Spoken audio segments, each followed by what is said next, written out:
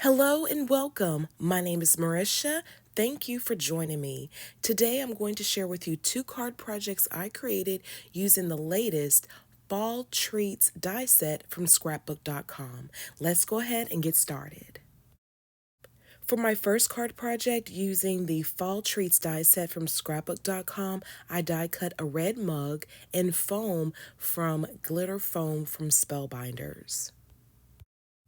Using the Snowflakes die set from scrapbook.com, I die cut a few snowflakes from silver glittered cardstock. And finally, using the gingerbread cookies die set, I die cut a gingerbread man and the Happy Holidays sentiment. For my background, I selected a sheet of pattern paper from the Merry Pattern Paper Pack.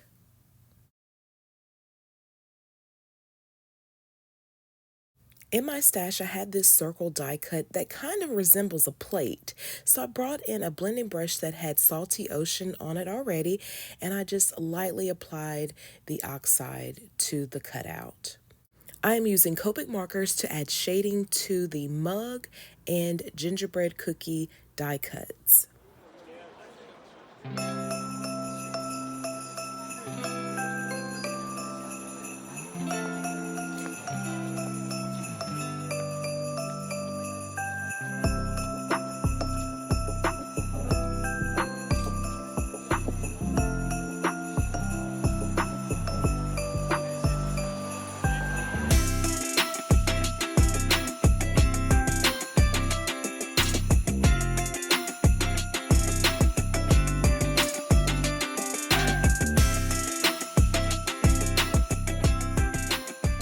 Now it's time to assemble my card. So I am now adhering the circle cutout to a piece of vellum, and then I'm going to adhere the pattern paper panel to my card base, which is an A2 top folding 4¼ by 5½ inch card base.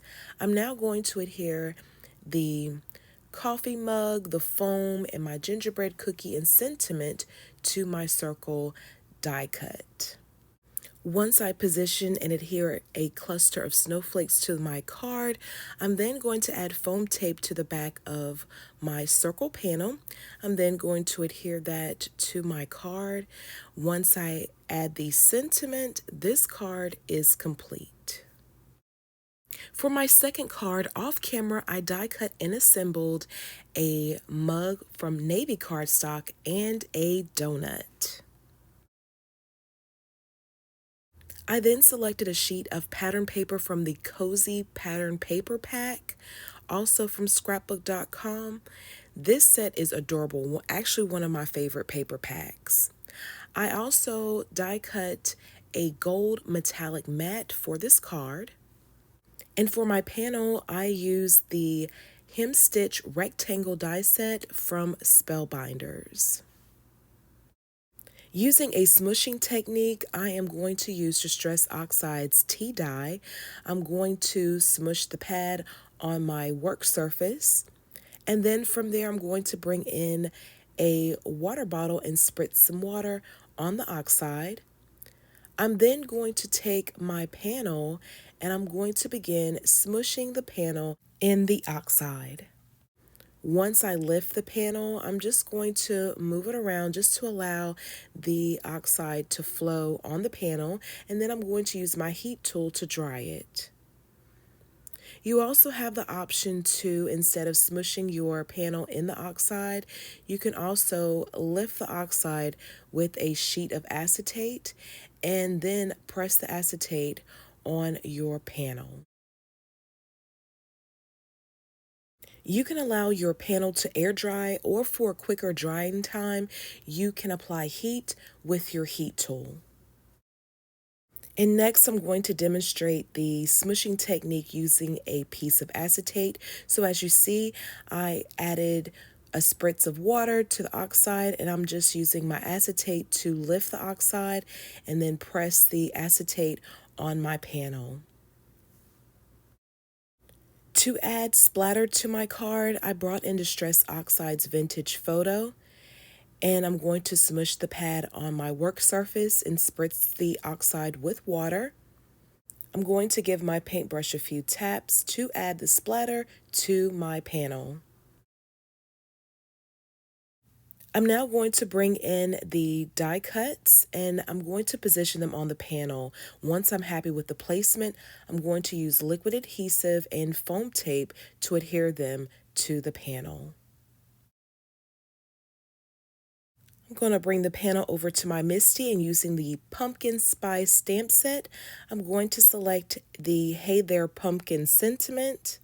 I'm then going to position it on the panel. And then I'm going to ink and stamp the sentiment twice just to ensure I have a good, crisp impression.